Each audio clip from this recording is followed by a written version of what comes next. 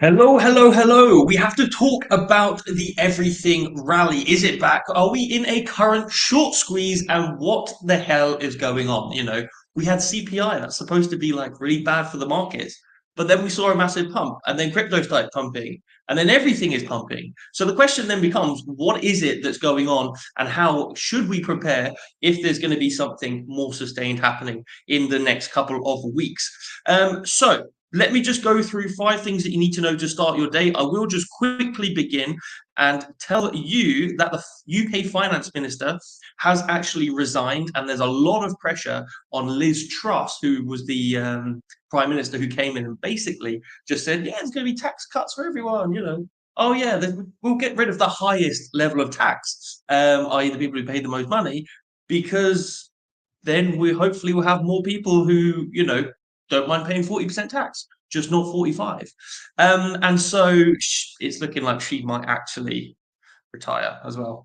Anyway, what do we need to know today? What's been going on yesterday? What is going on today? What are the key things that we need to look out for? So, as I mentioned yesterday, it's pretty much guaranteed now that we're going to have a 75 basis point hikes because of yesterday. And actually, just I've seen this, the possibility of a 100 basis point hike in November. Let me just show you what we are looking at. Okay, a 97.9% chance of that 75 basis point hike still continuing. And even yesterday, calls for potentially a 100 basis point hike. I've said this for ages, guys. There's not going to be a 50 basis point. I said it even when it was like 50-50 chance. Economists were just kind of getting wrong. But anyway, that's because CPI is running away. Typically, it was just getting much bigger, right? And now, as a result, what people would expect is that everybody will be looking to short the market. Okay. Now, that hasn't quite happened. And we can go through, I'm actually going to stick to this story. We'll come back to do a little bit of earnings at the end. But typically, when somebody has a position open, okay, let's say I have a long position and I'm a hedge fund, obviously my job is to make money. And typically I do that through covering or hedging my bets in a particular direction. So I think the market is going to fall to the downside. But then I see that everyone gets a little bit excited. And as everyone gets excited, the markets start going up a little bit.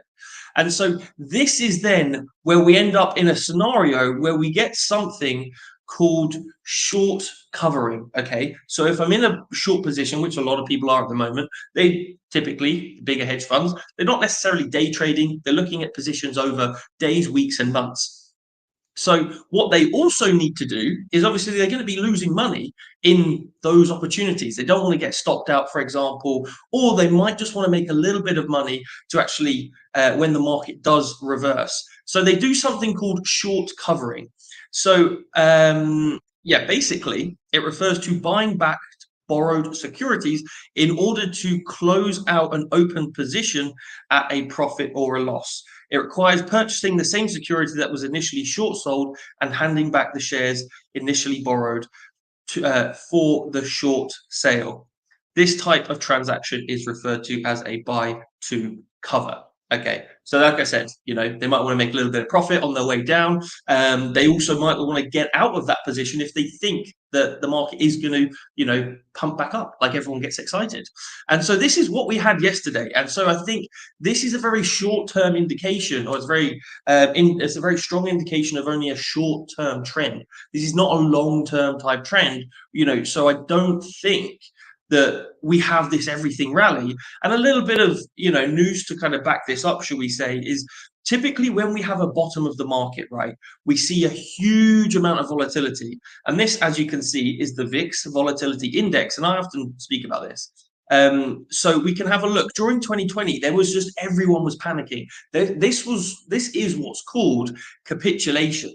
So during this level of capitulation, we typically do see pretty much this level of volatility. Everyone goes pretty crazy. And I go on to monthly. So looking at when we actually saw the bottom of the market in 2008, the VIX was around a 90, was that like a 96 level? I could bring us back the year kind of like 98. And then we obviously saw the crash come in and around like, 2000, 2003, still at higher levels than what we're at today, even though there was less money in the market, because there's a lot less retailers, etc., and also financial markets were obviously massive, but not as big as they are today. So just want to have a look then at some of this volatility. Even looking at COVID, it's still nowhere near these crazy high levels. The Fed stepped in after there was crazy volatility around about 2018, and that's when they changed their rate hikes. But yeah, we are seeing an increase in volatility, but we haven't really seen a big spike. And this means that, for me anyway, I think this is a bit of an indication we haven't had the crazy capitulation, the mass fear and panic that typically sets in when we see the bottom of the market. So this everything rally, I don't think it's going to stick around, and I do think we'll begin to see the markets continue to tick down for a number of reasons, and I've been through them on previous videos. Everything from the global supply chain crisis, the global food crisis, energy crisis, a lot of that caused by Russia, and also now OPEC limiting production by 2 million barrels a day. And so that's going to add to the energy crisis. Also, then we just have inflation everywhere. It's really bad. And so, like I've said, there's a range of different issues. And I'm just going to now mention a couple different points that I think are kind of noteworthy, just good to mention. So Bitcoin's community has discussed why inflation isn't pushing more people to crypto. Now, and this is a Reddit cryptocurrency subreddit, or it's a subreddit on Reddit, obviously, which you guys can go and check out. It's actually really good. I've just brought you here the Cointelegraph chat so that we can kind of get everything condensed. So people are kind of looking at, well, everyone said, especially Bitcoin maxis, have said, surely Bitcoin will be a hedge against inflation. Now, typically, when you look at the performance of Bitcoin, it hasn't really been a hedge against inflation. So this is something that, even this guy here, he said, well, I did this a year ago and I'm down 50%. So it's not really a safe store of value, more a speculation. And this is, it is true at the moment, guys. Bitcoin is not widely used enough in order to become a hedge against inflation, because typically a hedge against inflation, as inflation goes up, you want your money's being devalued by that inflation. So you want your asset price to go up as well at the same amount. I mean, a lot of people previously have looked at, let's get rid of this, have looked at gold. So if we just have a look at this, the price of gold, it's remained relatively, I say relatively, very cautiously. But even, so we did see a tick up, obviously, during COVID crash, everything was crashing. So gold was pumping. Gold is a good hedge against risk in the markets. Okay, so obviously, yeah, everything was crashing. Stocks are going down, Bitcoin's going down, the world's on fire, gold goes up. This has typically been a really good hedge. We are now seeing it, move to the downside, which is not great, and that's kind of been since March of this year. And again, when we saw most of, especially crypto, when that was falling, at the beginning of the year, we did see a couple moves to the upside for gold. Obviously, now everyone's just extremely worried about holding anything. So gold is moving to the downside, but still not that much, considering, was it beginning of the year? Well, I mean, if you go, let's go like January. So from there, around its highest point in January, that's a 12% move for gold. So around about January, let me bring this up here. Feb, Jan, around the highest point, that's a 62% move. So again, this is why people do look at, the likes of gold to be a hedge against inflation, or also bonds for that matter. But yes, so there is still a lot of, controversy around whether Bitcoin can be a hedge against inflation. At the moment, though, it's not widely used enough, but some people are obviously still maxis. And so, yeah, some argue in favor of crypto. A community member highlighted that in terms of volatility, Bitcoin's been less volatile compared to some tech stocks this year, which he is correct. He absolutely is correct. But we still can't really argue that it's like, what, 65% down only this year, like year to date. And there have been a lot of use cases within crypto. So easier cross-border payments and smart contracts. And then so on that point, I agree. But again, there's not enough users and there's not enough real use cases, should we say, yet. And then, yeah, talking about scams, they basically said, look, there's scams everywhere, so don't target crypto. I do want to bring us onto China floating a pan-Asian digital currency built on the blockchain. This could be really good. I know at the moment, BRICS, Brazil, Russia, India, South Africa, and China are currently looking to build or basically de-dollarize the US dollar as the world reserve currency. So they are trying a few different ways. The Chinese yuan won't really do this. I think it's called the Narimbi. Let me know in the comments. I know I'm wrong on that, but I don't think I'm too far off. So looking at this, we will probably see a much stronger relationship between all these countries, trying to make sure that they don't have to continuously, if they want to buy anything, have to buy loads of dollars, because that just gives the US so much power. And obviously China and Asia are growing extremely quick, and for China, they want to be the number one currency in the world. So yeah, they already released their digital yuan, and it has seen continuous growth. I think they used it during the Olympics prior to Putin's invasion of Ukraine, because there was talks about Russia contacting China and being like, "Hey, can I invade Ukraine?" And they said, "No, not until the Olympics are over. We want Olympics to be number one." But yeah, China's use of its national digital currency has grown since its launch in late 2021, and authorities reported that transactions using the digital yuan reached 100 billion yuan, about $14 billion at the end of August. So it's getting quite wide. And also getting quite wide adoption. The Wall Street Journal also reported earlier this year that Beijing and Saudi are discussing the possibility of using the yuan for some oil trades. That's very good. Obviously, the US typically, if someone did that before, they just go in and invade them in the cause of liberation and terrorism.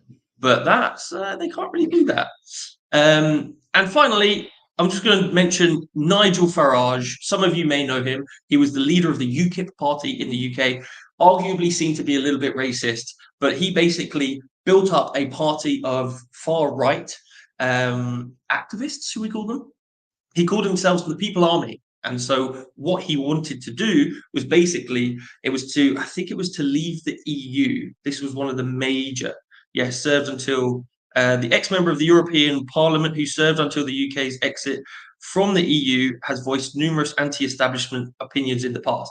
And what he's saying is he's really saying that, hey, look, the Bitcoin movement has a lot more power than everybody thinks it does. We're individual holders of Bitcoin, but actually, if we come together, there is a real collective kind of power that we have. And he's mentioning this because obviously he kind of built a very small following from a pub. I think he mentions it down here somewhere. Actually, all of you have a lot more power than you realize. As I was building the Purple Revolution, from literally a few dozen of us in a pub to millions of supporters across the country, the phrase I used to use was "join the people's army."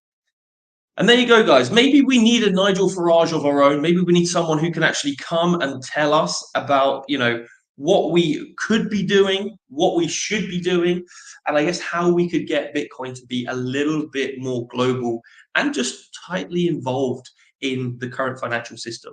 But this is it. I don't think that Bitcoin's going to come and disrupt the current financial system. I think it will integrate and improve, but anyone in control of the current financial system, they don't want disruption. These are old guys working in the system for years. Do you think they want to come in and have someone disrupt it? Absolutely, they don't. So they're going to do everything in their power to make sure that doesn't happen. But I will just address some of the comments. So Yes, smash that like button, smash that like button. Guys, I really appreciate it. I think it's amazing. Yeah, if you're holding for longer than 4 years, it's been a nice store of value. Bitcoin absolutely has. If you've been holding for, I mean, how long is it? Let me actually have a look at this.